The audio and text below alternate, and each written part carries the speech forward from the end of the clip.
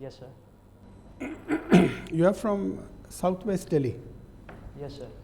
And how long have you been living in Delhi? So 6 years. 6 years. Yes, sir. How many districts are there in Delhi? So 7, Southwest, East, North, New Delhi. I'm sorry, sir, I don't recall the names. Which is the biggest, the largest? I'm sorry, sir, I don't know. And how many police districts are there? I'm sorry, sir, I don't know. Describe the administration of Delhi. Sir, Delhi is classified as the National Capital Territory. It is under Article 239AA of Constitution, which was inserted by the 69th Constitutional Amendment. The government of the National Capital Territory of Delhi was established with a Lieutenant Governor and a Legislative Assembly with an elected government. Presently, the Why is it called a three-tier administration? So it is a 3-tier. Lieutenant Governor, Legislative Assembly, you said, with the Chief Minister. Yes, sir. Which is the third tier? So the MCD. There is also the fourth tier, I'm sorry, sir, I don't know that. the Delhi Cantonment. Oh, yeah, yes, sir, yes, sir. Okay.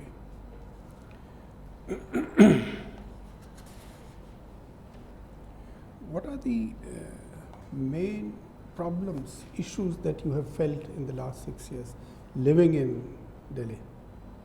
Sir, the major issues which I have faced is, first of all, is the problem of pollution in the winters when the air quality becomes very bad and masks are usually required. Secondly, sir, there is a lot of congestion because of traffic and vehicular overload. Third is, sir, in some parts of Delhi, wastage disposal is a big issue, and that is why landfills and associated issues are also felt. Secondly, sir, some areas also have problems associated with water. However, the drinking water conditions have now improved. And finally, sir, the pandemic, speaking of the pandemic, sir, there was an issue in handling the pandemic because of the crisscrossing administrative disorders, because of the multiple power centers which were present, so a coordinated response couldn't be mounted. Which of these issues do you think is the worst? So I think the air quality and the pollution issue is actually the worst which Delhi faces right now. But that's only for a few months in the winter. But sir, the effects, the health effects and the other disorders which it causes can be long term. So I think we have to be on a war footing to try to address those issues first. What about traffic? So traffic, I think, can only be alleviated when we improve the public transport. The Delhi Metro, the DMRC, and other forms of public transport are required. E-rickshaws, which will increase e-mobility, are also required. Basically public transport. Yes, sir. That will solve all traffic problems. No, sir. I think also we can switch to electronic vehicles. That will also help in reducing pollution, as well as trying to address traffic congestion. Another solution which the Delhi government also came up with was the odd-even rule. It can again be tried on because it helped in reducing congestion to some degree. What about traffic violations? How do you stop them, prevent them? So I think the recent Motor Vehicles Amendment Act, which increased penalties, can be imposed with much more stringency. The traffic police has to also address those issues and impose penalties in a very... Let us take lane discipline. I'm sorry, sir? Let us take the example of lane discipline, driving in a lane. Yes, sir. That's the basic principle of an orderly traffic. Yes, sir. Keeping your vehicle in the lane, not Yes. jumping lanes. Yes, sir. That is in Delhi, that is an impossibility. What do you do about it? How do you enforce lane discipline? So I think it requires behavioral change on the part of the people. It's going to take 10 years, 20 years. You're talking about the next generation, even the generation next to yours. Yes, sir. Can't wait so long. So the most effective change will have to come from behavioral change. So we are stuck with unruly traffic for the next 30 years. No, sir. I think trying to induce people, trying to recognize If people. you are DCP traffic, Yes, sir. Southwest Delhi, Yes, sir. what would you do to enforce lane discipline?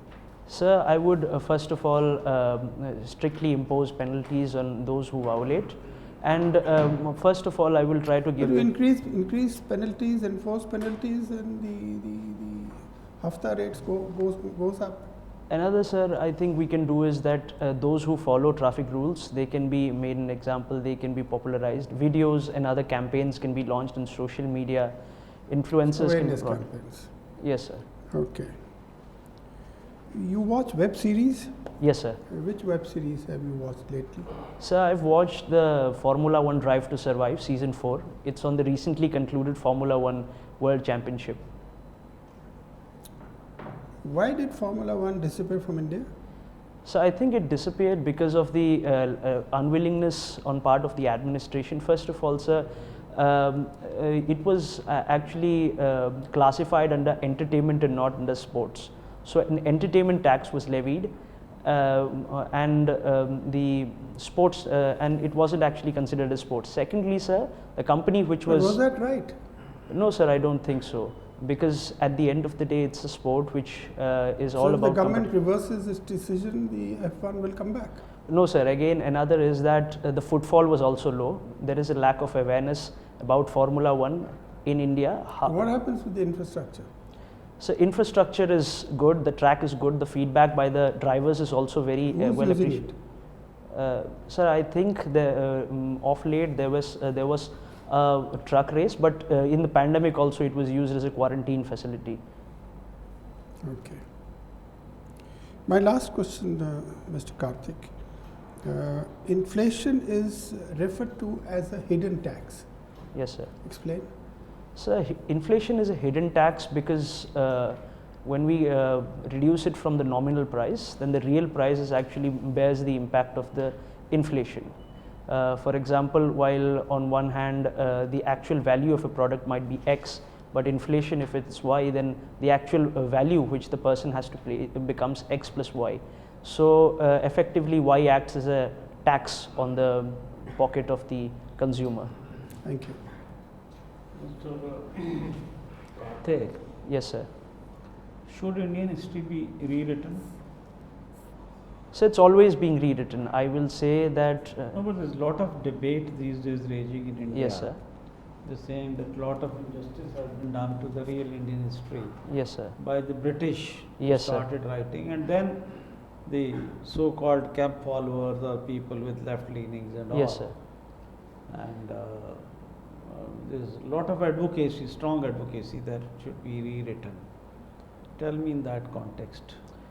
Sir, I think we can always invite new perspectives into history. They can always coexist with the new ones. For example, the Marxists aren't being opposed now, they have been already opposed. The subaltern historians came up, they tried to raise the voice of the marginalized. Let's not go into all this theoretical and philosophical Yes, concepts. You simply tell me Yes, sir. whether this history, Indian history, should be rewritten or not. Simple, in very plain words. Sir, Yes or no? it should be, sir, because it will invite new perspectives and influence us to engage in debates. But it should not completely replace the new ones. There is always space for coexistence. India is a land of diversity. We've always assimilated new cultures. See, the point is, now let me tell you, rewriting also is with the purpose, because what is being taught, Yes, from that, it's not for scholarly purposes or academic purposes. Like we have been taught, you have been taught, you know, Yes, it's sir. still being taught in schools and colleges Yes, sir. and all. So there they say that distorted history has been taught and it should be rewritten. I don't think so. It is distorted in any way, sir, because it So is it should not be rewritten. say rewritten in the sense that new perspectives can be brought in. This How can you bring new perspectives if you said that X was a very good ruler and the new book says, you know, he was very brutal. So how is it? so both facets are equally correct. But can you teach both in the school and the college? Yes, sir, we can. These history textbooks and all which are taught in schools, Yes, sir. both things are not taught there. You know it very well. So we can give a choice to people to decide what they want to How read. can kids decide? Yes, sir. Anyway, also they say that we learn from history, isn't Yes, it? sir. But India never learned from history. India has been invaded over centuries by people. Yes, sir. So let us say after the first invasion, India should have learned the lessons. Our second century at least we should have learned. Not at all. People like Mahmud Ghazni came how many times? So more than 10 times, 12 times. More than that also. Yes. 19 times you say. Now we learned nothing. So this saying that we learn from history is wrong. That's what I am saying. How do you rate? No, sir, I don't think we can say that we did not So learn then anything. why did we not stop these invasions? Invasion after invasion for centuries. Because, sir, India at that time did not exist. We were only a collection of kingdoms, of fiefdoms, of feudal lords.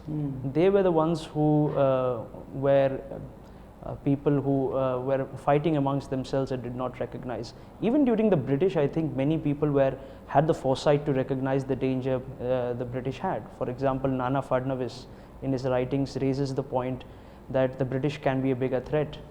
Tipu Sultan also recognized their threat, and he wanted the powers which were there to combine and fight the British.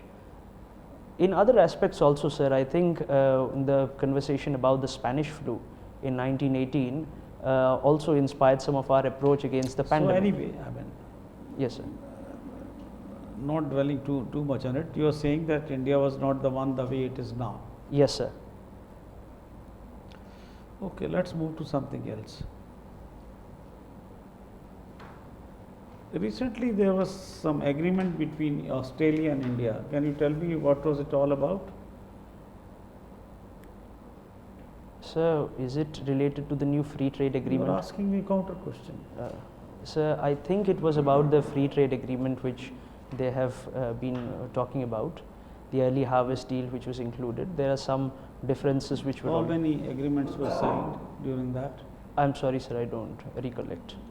You are not. Okay, now recently wages of Narega also were revised. Are you aware of that?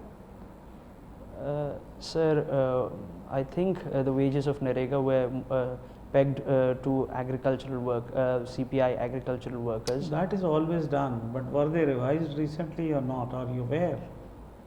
Sir, about Narega, I think the budget allocation went down. No. I was asking a different thing altogether. Okay, sir. Can you tell me how many women ministers are there in the central government? Sir, there is the ministry, the finance minister, Mrs. Nirmala Give me Sitharaman. the figure. I do not recall the exact number, sir, but I do know the names of few of them. How many you know? Mrs. Smriti Irani, the Minister of Women and Child Development. That's it, just two names. Yes, sir. Now supposing you are the DCP of the northeastern Delhi Yes, sir. when the riots took place, you know, Yes, sir. earlier on. Yes, sir. Now if you were the DCP and you got information on phone that at place X in your jurisdiction, people are burning buses, throwing petrol bombs, damaging public property, indulging in all kinds of violence, what action would you take? So immediately a team should be launched in order to investigate those claims. Then the team, as and when it presents its report, immediately another team should be led to support them and arrest those perpetrators by finding them. Then appropriate action should be taken against them in order against inciting public My last violence. question is that a lot of people are complaining about judicial interference. Some are calling it judicial terrorism. Some of course are saying judicial activism, some are saying judicial intervention. There are all kinds of words being used. But in crux they are all saying that judiciary is getting into the domain of the executive. What is your view? Is that right or wrong? So in India, we never had a separation of powers which is absolutely enforceable. There are obviously been elements where one has gotten into the realm of other. I think, sir. So you are conceding that judiciary is getting into the domain of the executive. So sometimes it is judicial activism. Is that right? So the judiciary should be circumspect as and when it should be getting into the executive to perform its check and balance so function. So in a nutshell, you are saying that judiciary does cross the red line sometimes. Yes, sir. And it should bend its own ways itself. So sometimes it is correct in doing so in order to check the. How can you, if you are getting into the domain of the executive, if you are crossing the red line, how are you correct? Tell me.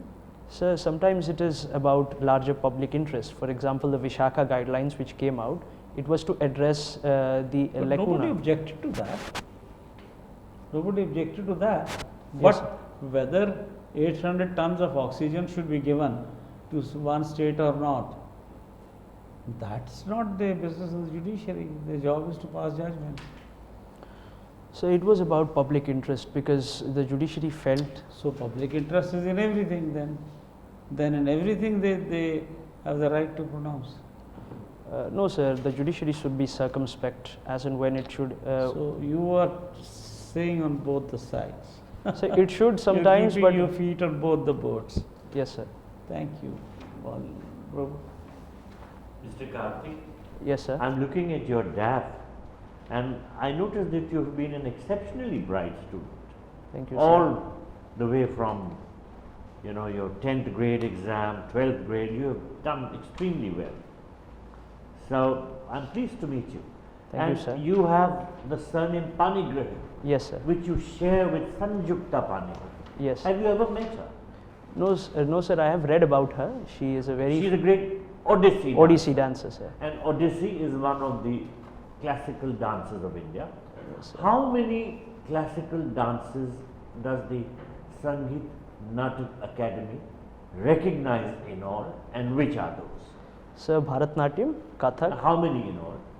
Sir, I will count alongside. So I do not know the number. Once I know the names, but once I count, I name all of them, I think. All right. Bharatnatyam, Odissi, Kathak, Mohiniyattam, Kathakali, Kuchipudi, Manipuri. And Manipuri you said twice, no? No, sir, I said Okay. Kuchipudi. And I think one is from Assam itself. Satriya? Satriya, yes, sir. Okay, so how many does that mean? 8. Good. Now you are fond of reading non-fiction books. Yes, sir. Are you reading any book currently? Yes, sir. I finished. I am reading Amitav Ghosh's book, The Nutmeg's Curse. The? Nutmeg's Curse. Okay, what's it about? So it is about the colonization. It starts with the colonization of the Banda Islands and how the Dutch there they wipe out the local population and start nutmeg cultivation, which is very damaging to the ecology. He links, his larger argument is linking colonialism and other imperial excesses with the climate change we face today. You want to serve in Orissa, that's your preferred cadre. Yes, sir. What are the developmental challenges of Orissa? So I think the developmental challenges, especially on the coastal side, is climate change. We are seeing a large number of cyclones and other extreme weather events. Its frequency has increased. So I think we need to make our agriculture and infrastructure more resilient to such depredations. Secondly, sir, I think while maternal mortality rate as per the NFHS has improved, but I think on the on it as well as on the larger health concerns we have to improve. Thirdly, sir, I think education also needs to improve there. There have been large number of dropout rates. While the results of the Odisha board examinations are good, but I think more needs to be done. Nextly, sir, I think we also, because of the mining wealth Odisha has, it also has to balance the needs of the development as well as the community rehabilitation, as we have seen in places like Niyamgiri Hills. All right. Now, I notice again that you've been very successful at quiz competitions. You won a lot of quizzes, and you have been, in fact, organizing quiz competitions also yourself. Yes, sir. Now, I'll ask you a set of questions, and you please respond. Okay, sir. Why have the following people been in the news recently? Okay, sir. Number one, Dalip Singh. So Dalip Singh is the deputy NSA of USA. He has recently arrived in India, and he has said that there will be consequences if India Did doesn't. he spell out the consequences? No, sir. I think that's been left deliberately vague. Liz Truss. So Liz Truss is the Foreign Secretary of UK. She has been to India for many times in the last year. Of course, we had discussions on the FTA, and now also she wants to address the issues which India has related to Ukraine, as we haven't been firmly on the side of Ukraine and have been neutral in the whole conflict. All right. Will Smith. So Will Smith is an actor who recently won the Best Actor at the Oscars, and he also got into a controversy where he slapped Chris Rock on the stage. All right, good. Now, what can you tell me about Prime Minister Modi's address, virtual address at the BIMSTEC summit? Sir, the BIMSTEC summit when did he deliver that address? Sir, 2 days before. Okay. Sir, it was on the occasion of signing of the charter. I think it represents a very crucial moment in our foreign policy, because with the inactivation of the SARC, the BIMSTEC actually is a very good vehicle for us to pursue our ambitions in the Indo-Pacific, as well as neighborhood first and Act East policies. He has said this is a very important moment because this will lead to addressing of the security concerns. He has said that India will be the security leader of this newly emerging bloc. He has also mentioned that this will lead to growth of all in the region. Did Prime Minister Modi commit any financial grants to BIMSTEC when he spoke there? I'm sorry, sir, I cannot recollect at the moment. You didn't recollect. Okay. And what can you tell me about Sri Lanka's economic crisis since the BIMSTEC ministerial meeting was held there and Sri Lanka hosted the summit? Sir, I think Sri Lanka, it has to do with Sri Lanka's economic structure itself. It is an export-oriented economy based on exports of tea, rubber, as well as on tourism. The COVID has led to fall in revenues, and this has led to depletion in the forex reserves. As such, it is facing difficulties to import. Further again is the misadventure with organic farming, which led to a food crisis, and because it increased imports of fertilizers from abroad and hampered the agricultural cycle, food production also went down, and now food inflation is very rampant.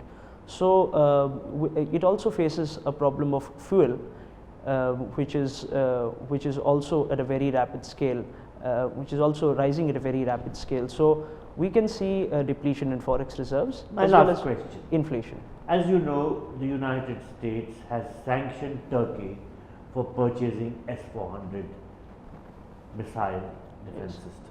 Yes, sir. Do you think that the CATSA sanctions could also be put against India? Sir, at this moment it was difficult to say, because previously, before the Russia-Ukraine war has changed the equation completely. Before this, there was talk of a waiver being given to India, but now it's unclear whether India will get a waiver, because India hasn't firmly committed to So the US if the side. CATSA sanctions are put, then will US defense manufacturers be able to sell their products to India? That would be difficult, sir. So then why would the US want to cut off its export potential? That's also true. So that's a consideration which was, I think, the primary concern before the Ukraine war. So it's So difficult. what is your view? Give me your view. Sir, they might or they might not, because as of now, as the Deputy NSA has said, there might be consequences. So we might expect something in this regard. So we have to watch this space for more insight. All right, thank you. So, Karthik, Yes, sir. we start with a round of quizzing. Okay, sir. Albert Einstein was offered the presidency of which country? Israel. That's very good. Who was the second person to win the Nobel as well as an Oscar? George Bernard Shaw. Second, I cannot recall, sir. I know George Bernard Shaw was the He was first. the first. First. who is the only cricketer to have taken a hat trick in the first over of a test match? I'm sorry, sir. I don't know. Irfan Pathan. I do not follow cricket much, sir. Okay, who was the first to win the All England Men's Championship? In tennis, All England Men's Championship, first Indian to win? Prakash Padukone. Yes, that's right. Yeah. Good. So at least you got 3 out of 4. Tell me, what is meant by a GI tag? Sir, a geographical identification tag is governed under the Marks and Other Trademarks Act. It is given to a unique handicraft or a food item which retains its uniqueness because of its geographical location. The benefits of a GI tag include increased branding, increased presence, and protection against any kind of violation. Any idea how many GI products, GI tags for Odisha? So exact number I cannot recall, but I know the name of a few of them. What about the Rasgulla? And what was the controversy regarding that? So the Rasgulla controversy was that West Bengal claimed that it invented the Rasgulla, and Odisha also claimed that it invented the Rasgulla. There are legends on both sides which were used to explain And what each. was the outcome? So I think the Odisha Rasgulla was given the GI tag. Primitive tribal groups. Have you heard of this term? Now the word primitive has been replaced. Any idea? Sir, I do not know the term which has replaced primitive. I'm sorry, sir. Particularly vulnerable tribal. Yes, sir. Yes, sir. Particularly vulnerable tribal groups. So, what are the characteristics of these particularly? There are 4 characteristics. Any idea which are these? No, sir. I'm sorry, sir. I don't know that. Web series, have you seen the Queen's Gambit? Yes, sir. I have. Is it based on a true story?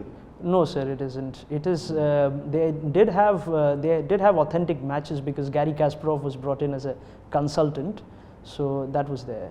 Okay. Talking of Gary Kasparov, at one stage he played against a machine. Deep Blue, sir. IBM's Deep Blue. And what was the outcome there? Deep Blue won, but he still has sour grapes over the encounter. My last question to you, what is the Sevottam model? Have you heard of this? And what are the components? So Sevottam model is about effective good governance. It's also related to e-governance, but the exact elements I'm not sure, sir. Good. That's all from my side. Thank you, Mr. Karthik. Our discussion with you is over. Kindly wait for a few minutes outside. We'll call you for a feedback. Thank you, sir. Thank you.